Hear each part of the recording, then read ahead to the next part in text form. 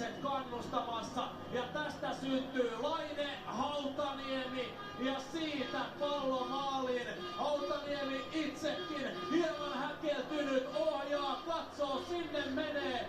Ja ei muuta kuin tuulettamaan. Kasa on valmis. TPS Suomen mestari, Nokia KRP:lle hopeamitali. Mikä sarja, mikä ilta. Studio, olkaa hyvä. Minun puolestani kiitos.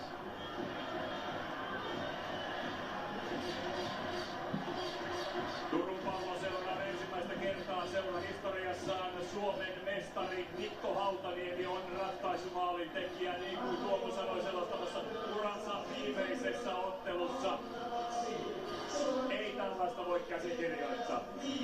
No joo, ei voi käsikirjoittaa ja jotenkin miten toi maali vielä tuohon loppuun tulee, tää hirveässä lennossa oleva Tepsi kakkoskenttä, tommonen suora hyökkäys ja sieltä Laineelle saadaan pallo sinne samaan paikkaan mihin niin monesti ja sitten isolle jätille maali eteen, niin no upea lopetus. Tarina kullisti myös, että siellä ura loppuu. No joo, siis tietysti monta asiaa mielessä ensimmäisenä se, että tää ei ole mikään, jos ajattelee tämän ottelun maalit, on ollut enemmän tai vähemmän heittoja sinne maalille ja sieltä se on vaan löydetty se reikä ja tosi vähän päässyt TPS kakkonenkaan tällaisiin hyökkäyksiin. Jopa tuntuu, että heilläkin meni vähän varovaiseksi se pelaaminen. Nyt kuitenkin tämä ratkaisu ei ole mikään räkämaali, se ei ole todellakaan mikään niinku heitto maalille, vaan se on rakennettu maali, millä tämä kakkoskenttä on elänyt tämä finaalisarja.